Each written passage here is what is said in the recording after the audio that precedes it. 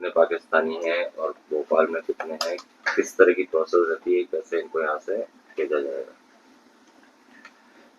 केंद्रीय गृह मंत्रालय ने इस हेतु बड़े ही स्पष्ट निर्देश जारी किए हैं, जिसमें सिर्फ जो ऑफिशियल और डिप्लोमेटिक पासपोर्ट और इसके साथ साथ जो लॉन्ग टर्म वीजा है, इनके अलावा सभी व्यक्तियों के लिए एक समय सीमा तय की गई है कि 27 तारीख के बाद, यानी कि 27 अप्रैल के बाद उनके वीजा निरस्त माने जाएंगे और उनको यहाँ से बाहर करने की प्रक्रिया उसमें शुरू की जाएगी।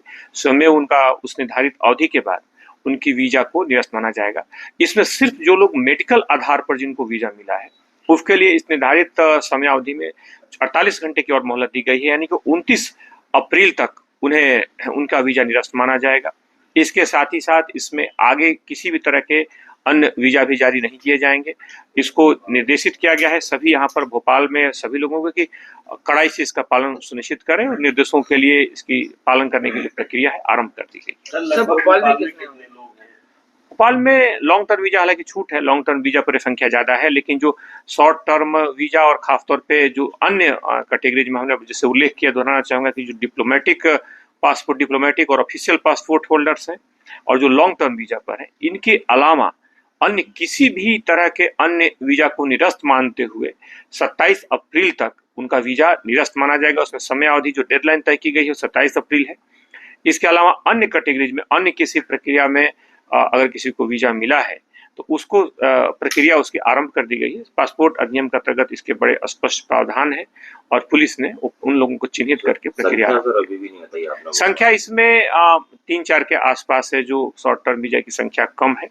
बहरहाल इसमें कुछ ऐसी भी प्रक्रिया होती है कि बहुत सारे ऐसे भी उसमें लोग हो सकते हैं एक उम्र के बाद, जिसमें 80 साल के या कुछ ज्यादा उम्र के लोगों के लिए कई बार रिपोर्टिंग नहीं रहती है, तो उस प्रक्रिया को, उस जानकारी को भी अपडेट किया जा रहा है, उस पूरे रिकॉर्ड्स को खंगाला जा रहा है, पासपोर्ट के आधार पर जानकारी निकाली जा रही है और इसमें जो भी आएंगे, जो हमारे पास जानकारी है उसमें अभी संख्या जो है उनको निर्देशित किया गया है, उनके लिए निर्धारित प्रक्रिया प्रारंभ कर दी गई है, लेकिन बाकी भी रिकॉर्ड्स को अभी अपडेट किया जा रहा है। सर लॉन्ग टर्म वाले कितने और उनके लिए? लॉन्ग टर्म के लिए आप जानते हैं कि लॉन्ग टर्म की संख्या ज्यादा है, 250 से ज्यादा ऐसी संख्या है, लेकिन उसके लिए एक निर्धारित प्रक्रिया है और इस आदेश में लॉन्ग टर्म वीजा को अभी तत्कालिक स्तर पर अभी छूट दी गई है। बहरहाल पूरे रिकॉर्ड्स और पूरी जानकारी को अपडेट करके और इसमें प्रक्रिया प्रारंभ कर दी गई है और 27 तारीख तक और दूसरी जो डेडलाइन है 29 तारीख जो मेडिकल वीजा पे है उसकी कार्रवाई शुरू कर दी गई। टीआईटी कॉलेज वाले मामले में सर अब तक क्या इसी से रिलेटेड एक और सवाल है सर। कई बार ये देखा जाता है सर कि लोगों का वीजा एक्सपायर्ड हो जाता है, उसके बावजूद भी वो यहाँ पे स्टेशन रहते हैं।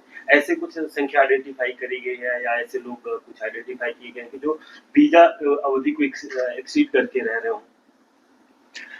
उसमें सामान्य तौर पर अभी जो हमारे पास जो केसेज हैं उसमें इस तरह के वीजा एक्सपायर्ड के केसेज नहीं है, क्योंकि हम जानते हैं कि कई बार वीजा एक्सपायर्ड पर डिपोर्ट करने की भी उसमें जानकारी होने पर प्रक्रिया प्रारंभ होती है। बहरहाल वीजा इसमें नहीं है। इसमें जो लोगों को छूट दी गई है वो लॉन्ग टर्म वीजा है, उसके लिए एक वैधानिक प्रक्रिया है और वैधानिक प्रक्रिया के अंतर्गत उन्हें छूट दी गई है। और इसके अलावा अगर हम दूसरे जो शॉर्ट टर्म वीजा की बात करें तो इस अवधि में, इस परिधि में न आने के कारण ये प्रक्रिया शुरू की गई है। तो टीआईटी जो कॉलेज का मामला, उसमें हिंदू लड़कियों को टारगेट करके उनसे रेप किया, उनको होटलों में भेजा, सप्लाई किया, धर्मांतरण कराया, इस मामले में कितने आरोपी अरेस्ट हो गए हैं, कितने और संख्या बढ़ सकती है, कितनी पीड़िताएं सामने आई? इसमें 3 मुकदमे कायम हुए थे, 3 प्रकरण पंजीबद्ध हुए थे। इसमें मुख्य तौर पे जो 3 आरोपी चिन्हित हुए हैं उसमें तीनों की गिरफ्तारी भी हो चुकी है। बहरहाल पुलिस में इसमें एसआईटी की टीम गठित की है और अलग अलग क्षेत्रों में इसमें वरिष्ठ अधिकारियों के द्वारा पूरे मामले की तफ्तीश की जा रही है। और भी कॉलेज हो सकते हैं कि यहाँ पे इन लोगों ने इस तरह से अपना नेटवर्क पूरा संचालित किया हो? बहरहाल अन्य किसी कॉलेज में अभी सूचना नहीं है, लेकिन इसी मामले में पुलिस सभी कड़ियों की बारीकी से जांच कर रही है। सभी हिंदू हैं और आरोपी सभी मुस्लिम हैं। उसमें जो भी उसमें शिकायत आई थी उस शिकायत को उसके अनुरूप वेरीफाई करके उसमें कार्रवाई सुनिश्चित की गई और उसमें कड़ी कार्रवाई की जा रही है। सर क्या इसमें जो कॉलेज की और लड़कियों की एक गिरोह उस कॉलेज पर्टिकुलर कॉलेज में एक्टिव था, तो क्या और लड़कियों को काउंसलिंग कराया जाएगा? क्या पुलिस इस प्रकार से कोई पहल कर रही है काउंसलिंग करा करके, ताकि ज्यादा और पीड़िताएं अगर हैं तो सामने आ सके? इसमें समान तौर पर पुलिस के पास शिकायत आई थी और उस शिकायत के आधार पर ये कार्रवाई की गई है। इसमें शिकायत में अभी ऐसे 3 नाम आए हैं। अगर और कोई शिकायत आती है तो उसमें भी कार्रवाई की जाएगी। सर इसमें नहीं एक सर, और वो विषय ये कह है रहे हैं, कि लड़कियों को दूसरी जगह पर भी सप्लाई किया जाता था, तो क्या ऐसा कुछ विषय आया है कि कुछ बड़ी लोगों को सप्लाई अभी इसमें पूरे मामले की पूरी एसआईटी जांच कर रही है। आने वाले समय में अगर इस तरह के कोई तथ्य आते हैं तो उसे शेयर किया जाएगा। सर वो जो सवाल था वो यही था कि भाई अभी तो शिकायत बड़ी हिम्मत करके वो लड़कियां आ रही, मगर कुछ लड़कियां हो सकता है ऐसी हो जो नहीं हिम्मत कर पा रही हो। आपकी महिला तो नहीं, अधिकारी इसमें जैसे भी शिकायत आई है पुलिस ने उसमें तत्काल कार्रवाई की है।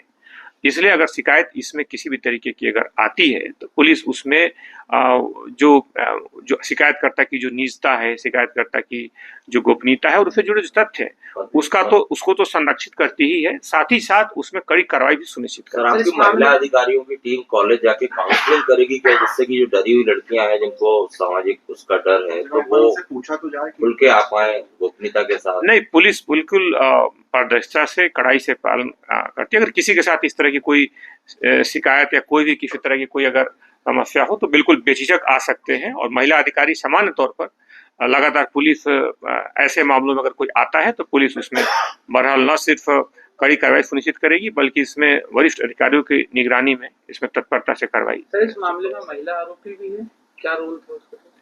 इसमें अभी आरोपियों की संख्या में किसी महिला का नाम अभी नहीं है, लेकिन बाकी कड़ियां हैं जिनकी विवेचना शुरू हुई है, विवेचना समाप्त नहीं हुई है। तो हो सकता है आने वाले दिनों में अगर कोई तथ्य आते हैं तो उससे पुलिस उन्हें भी आरोपी बनाएगी।